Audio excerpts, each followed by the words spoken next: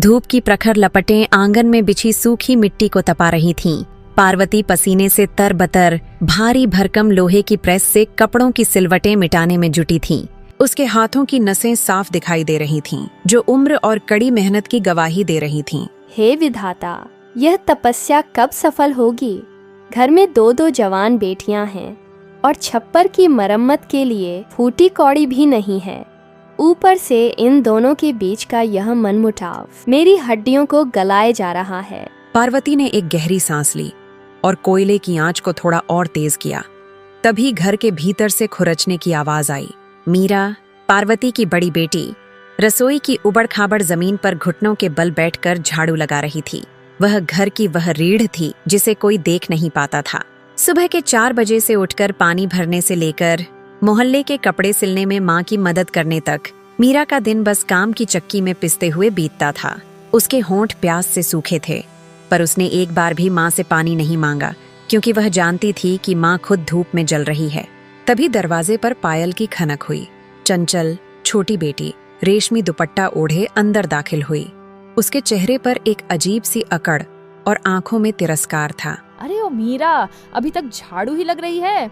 माँ बाहर उस भट्टी जैसी गर्मी में प्रेस कर रही हैं और तू यहाँ छांव में बैठी मक्खियाँ मार रही है। जाकर उनकी मदद क्यों नहीं करती, या फिर बस दिखावे के लिए दिन भर काम का ढोंग करती है? मीरा ने सिर उठाकर अपनी बहन की ओर देखा। उसकी आंखों में थकान थी, पर क्रोध नहीं। दीदी, मैं सुबह से सारे कपड़े तह करके रख चुकी हूँ। अभी बस ये कोना साफ करके माँ के पास ही जा रही थी। आपने सुबह का नाश्ता किया? माँ ने आपके लिए परांठा रखा था। चंचल ने चिढ़कर अपना मुंह फेर लिया। बहाने मत बना। तेरी ये सीधी सादी बातें सिर्फ माँ को ही बेवकूफ बना सकती हैं, मुझे नहीं। माँ भी न जाने किस मिट्टी की बनी है जो तुझे इतना सह लेती है। मेरी चलती तो तुझे इस घर की चौखट भी लांघने न देती। मीरा की पलकें भीग गईं, पर उसने खामोशी से अपना काम जारी रखा। उसे पता था कि चंचल को माँ का मीरा के प्रति लगाव कभी रास नहीं आया। पार्वती बाहर कपड़ों के ढेर को देख रही थी जब चंचल बड़बड़ाती हुई उसके पास पहुंची। माँ, आप देख क्यों नहीं लेती?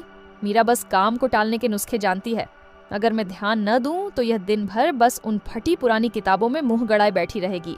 इसे घर की फिक्र कम और अपनी पढ़ाई की ज्यादा है। पार्वती ने दुपट्टे से अपना पसीना पोंछा और शांत स्वर में कहा, चंचल, तू क्यों हर वक्त उसके पीछे हाथ धोकर पड़ी रहती है?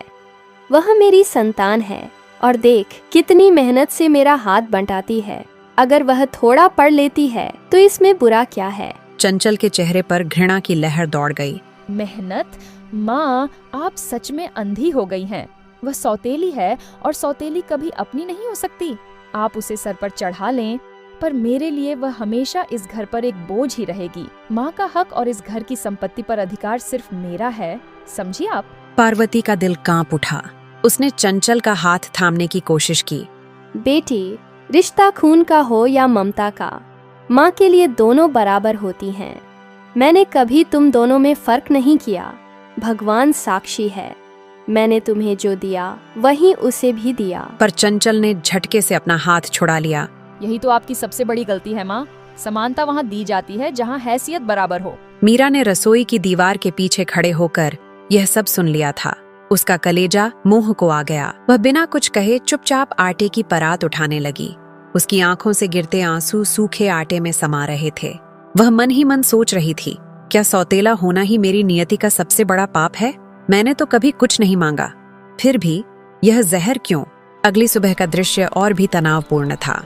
पार्वती रसोई में साग छील रही थी और मीरा बर्तन मांज रही थी। चंचल बाहर से आई और सीधा पार्वती के पास जाकर खड़ी हो गई। उसकी आंखों में एक साजिश की चमक थी। माँ, अब बस बहुत हुआ। ये मीरा बिल्कुल ठीक लड़की नहीं है। आपको अपनी अलमारी की फिक्र है भी या नहीं? पार्वती ने चौंक कर उसकी ओर देखा। क्या कह रही है चंचल? फिर वही पुरानी बातें? चंचल ने ऊंची आवाज में कहा। पुरानी नहीं, असली बात है माँ। कल आपने अलमारी के गुप्त खाने में शादी के लिए जो 700 रुपए रखे थे, उनमें से आज सिर्फ 400 रुपए बचे हैं। बाकी के 300 रुपए कहाँ उड़ गए? पार्वती के हाथ से हंसिया गिर गया। वह लड़खड़ाते हुए कमरे की ओर भागी। जब उसने अलमारी खोली तो उसके पैरों तले जमीन खिसक गई। सच में वहां सिर्फ 400 रुपये थे। पार्वती की आंखों में अविश्वास और दुख का सैलाब उमड़ पड़ा। वह तुरंत मीरा के पास पहुंची। मीरा, क्या तूने अलमारी को हाथ लगाया था? सच बता बेटी, मीरा के हाथ रुक गए। उसने कांपते स्वर में कहा, नहीं माँ, मैं कसम खाती हूँ, मैंने पैसों को छुआ तक नहीं। मैं तो कल शाम से रसोई और पढ़ाई में ही व्यस्त थी। तभी चंचल बीच में कूद पड़ी। झूठ मत बोल। माँ, आपने खुद देखा था ना, कल दोपहर को ये कमरे के पास टहल रही थी। अब तो आपको यकीन हो गया होगा कि यह चोर है। पार्वती कुछ पल के लिए जड़ हो गई। एक तरफ उसकी ईमानदारी की मूरत बेटी थी और दूसरी तरफ खाली अलमारी। वह उलझन की गहरी खाई में गिर चुकी थी। मीरा फपक कर रो पड़ी। माँ, मुझ पर शक मत करो। मैं गरीब हूँ, सौतेली हूँ, पर चोर नहीं हूँ। मेरा ईमान ही मेरी असली दौलत है। चंचल दूर खड़ी अपनी जीत पर कुटिलता से मुस्कुरा रही थी। उसने मन ही मन सोचा, चलो, शक का बीज तो बो दिया गया, अब बस इसे इस घर से बेदखल करना बाकी है। रात के सन्नाटे में पार्वती खाट पर लेटी छत को निहार रही थी। पास ही जमीन पर फटी दरी बिछाकर मीरा लेटी थी। मीरा, सच बता, तूने पैसे तो नहीं लिए ना? पार्वती की आवाज में एक उम्मीद और एक डर था। मीरा ने आंसुओं से भीगी आंखों से अपनी माँ को देखा। माँ, शायद मेरा इस घर में होना ही मेरी सबसे बड़ी गलती है। मेरी ईमानदारी का सबूत सिर्फ मेरा खुदा ही दे सकता है। पार्वती का दिल जैसे किसी ने निचोड़ दिया हो, पर वह कुछ बोल न सकी और करवट बदलकर सो गई। हालांकि नींद उसकी आंखों से कोसों दूर थी। अगली सुबह जब सूरज की पहली किरण ने आंगन में दस्तक दी, पार्वती अपनी पुरानी चक्की पर गेहूं पीस रही थी। मीरा पास ही अपनी पुरानी सी किताब खोलकर कुछ लिख रही थी। पार्वती ने उसे देखा और धीमी आवाज में कहा, मीरा बेटी, तू पढ़। यही पढ़ाई एक दिन तेरी ढाल बनेगी। मुझे लगता है तेरा मन गंगा की तरह पवित्र है और भगवान कभी किसी सच्चे इंसान का साथ नहीं छोड़ता।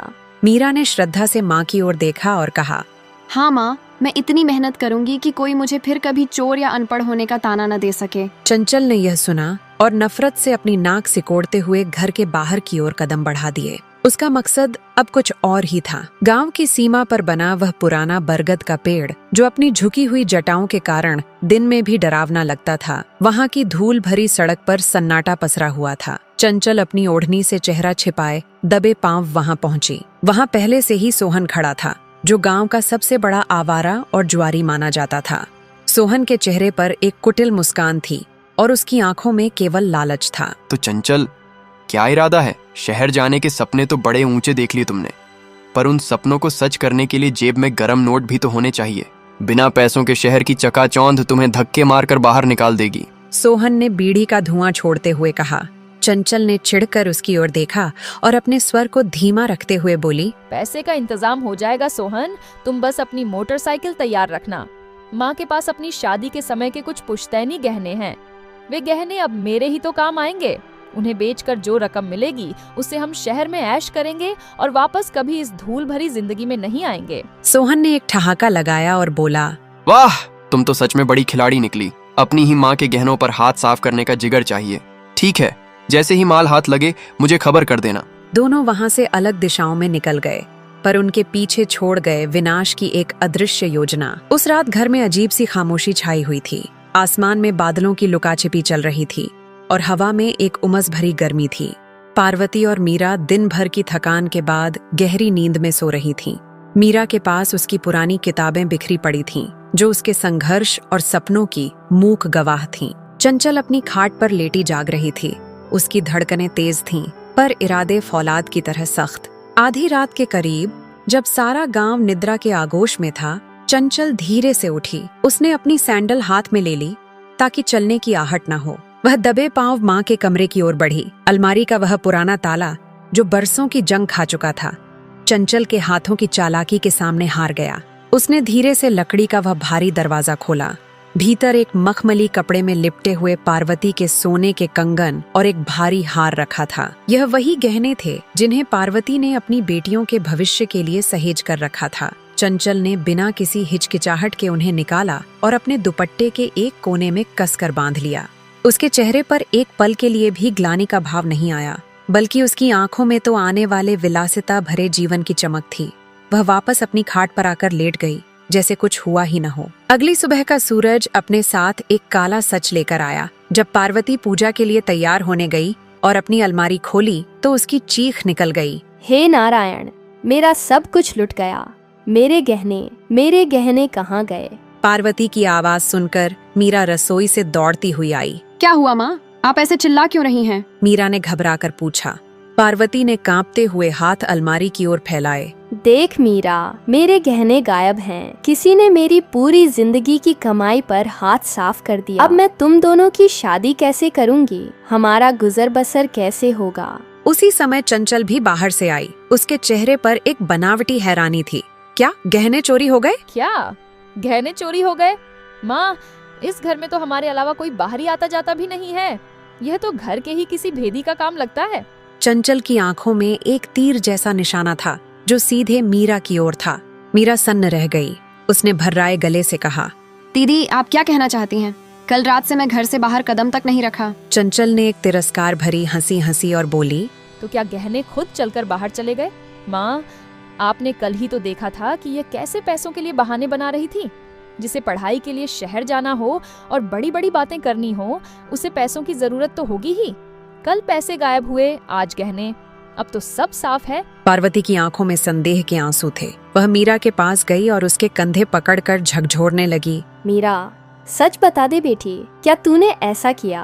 अगर तुझे पैसों की जरूरत थी तो मुझसे मांग लेती, पर चोरी क्यों की? मीरा के पास कोई शब्द नहीं थे। बस उसकी आंखों से गंगा जमुना की तरह आंसू बह रहे थे। माँ, मैं चोर नहीं हूँ। मैं सौतेली भले ही हूँ, पर मेरा चरित्र इतना गिरा हुआ नहीं है। पर चंचल ने खेल को और आगे बढ़ा दिया। उसने पड़ोस की औरतों को इकट्ठा कर लिया और शोर मचाना शुरू कर दिया। गांव की औरतें आंगन में जमा हो गई थीं। हर कोई मीरा को शक की निगाहों से देख रहा था। मीरा भीड़ के बीच अकेली खड़ी थी, अपमान के घूंट पी रही थी। चंचल ने मन ही मन सोचा, यही तो मैं चाहती थी।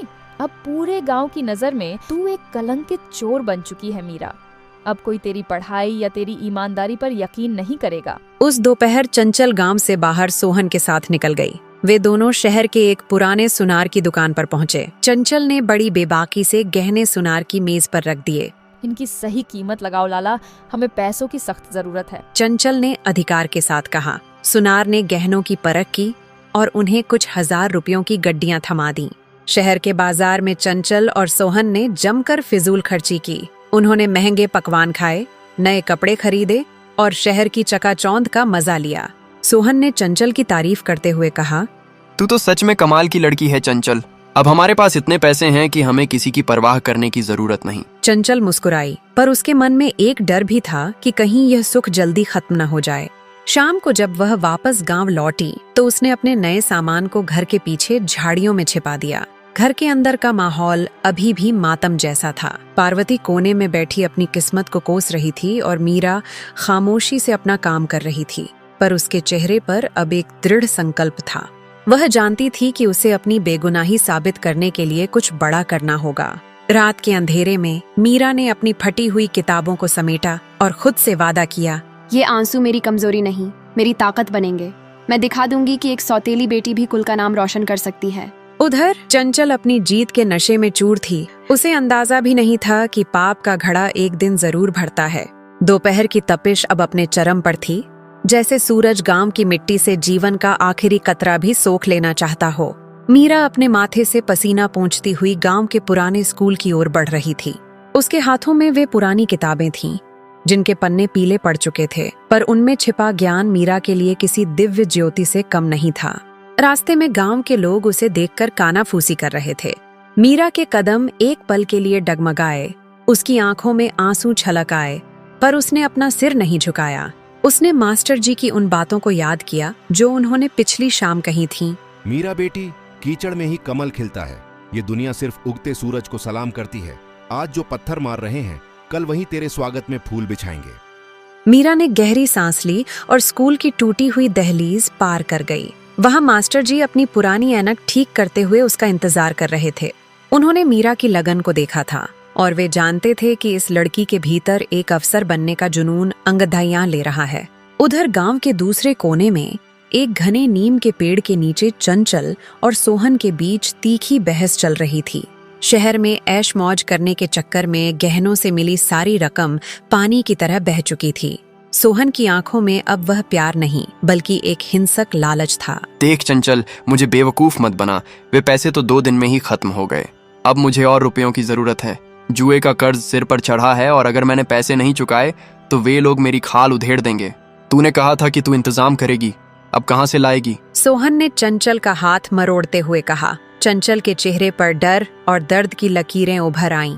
सोहन, माँ के पास अब कुछ नहीं बचा, घर में फूटी कौड़ी भी नहीं है। मैंने जो किया तुम्हारे लिए किया, पर अब मैं कहाँ से लाऊं? सोहन ने उसे धक्का दिया और गुर्राते हुए बोला, मुझे नहीं पता, गांव में और भी तो घर हैं। उस रईस मुखिया के घर में सोने का भंडार है।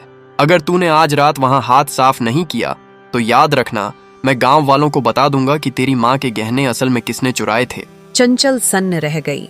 जिस सोहन के लिए उसने अपना घर और ईमान दांव पर लगा दिया, वही आज उसे खाई में धकेल रहा था।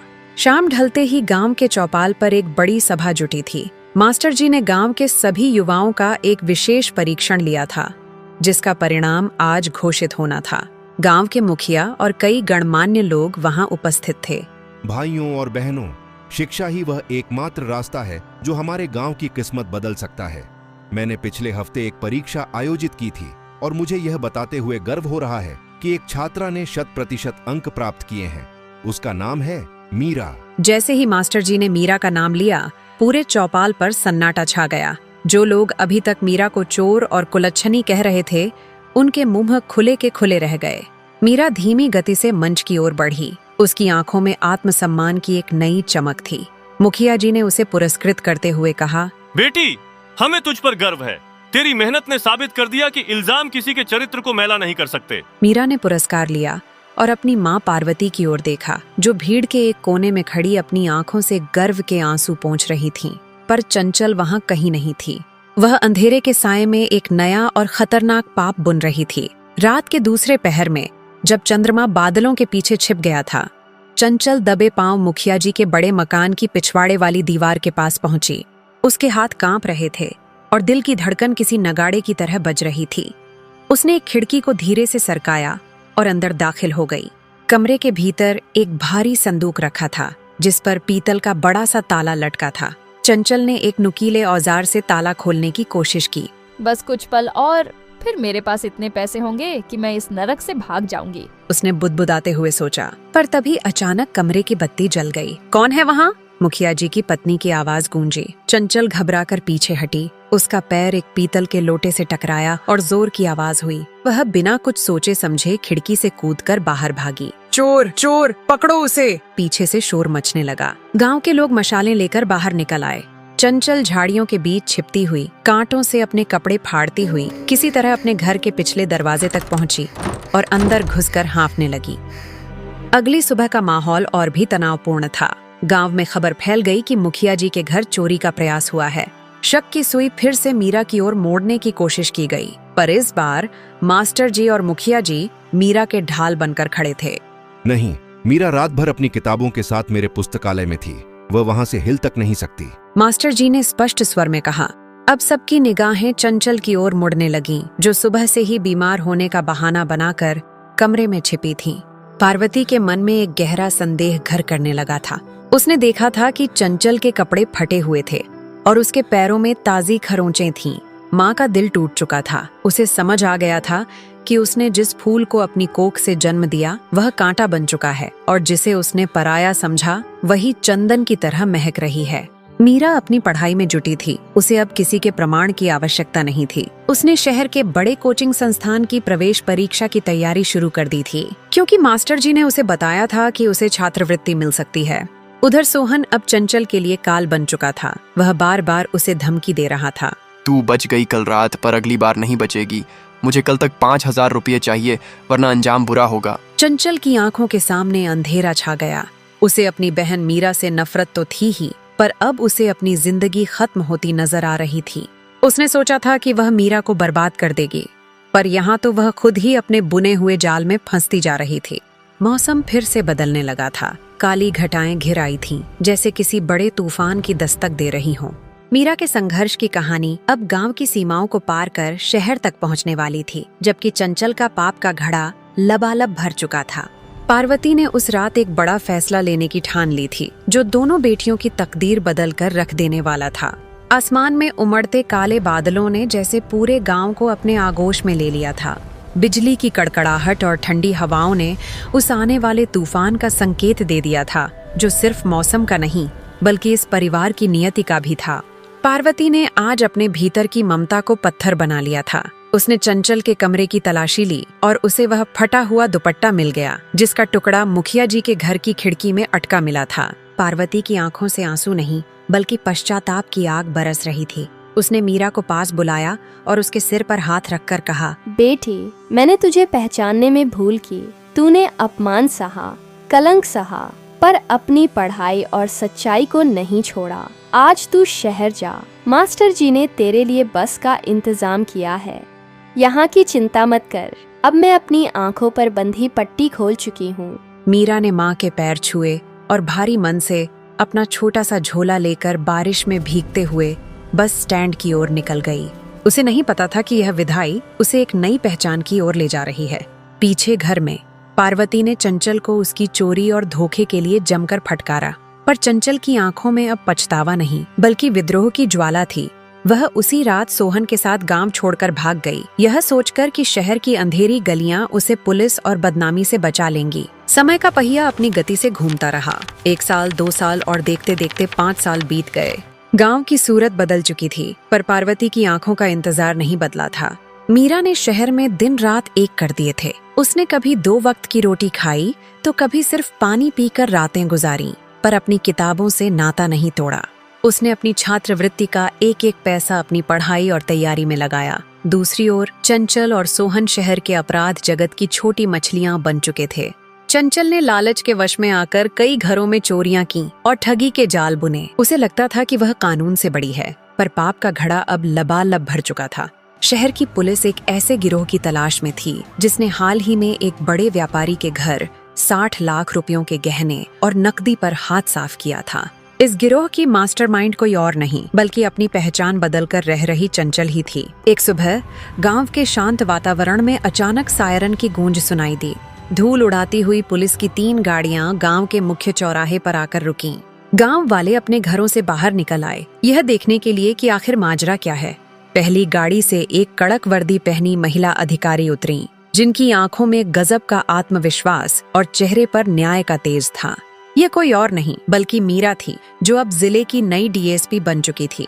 गांव वालों के लिए यह एक चमत्कार जैसा था।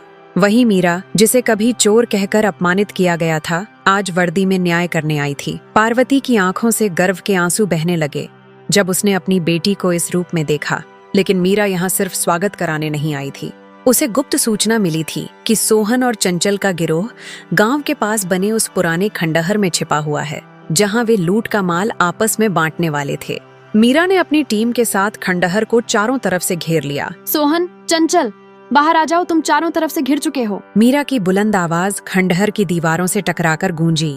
भीतर छिपे सोहन ने गोली चलाने की कोशिश की, पर मीरा की फुर्ती के आगे उसकी एक न चली। पुलिस ने सोहन को दबोच लिया। चंचल एक कोने में दुबक कर बैठी थी। उसका चेहरा धूल और डर से पीला पड़ गया था।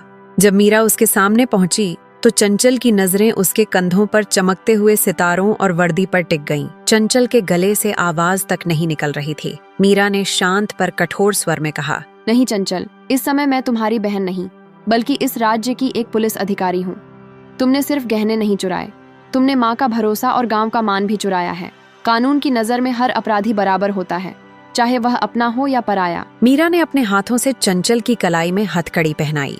यह उस वाव सीन का चरम था जिसे देखकर पूरे गांव की रूह कांप गई। गांव के चौपाल पर एक बार फिर भीड़ जमा थी। सोहन और चंचल को पुलिस की गाड़ी में बिठाया जा रहा था।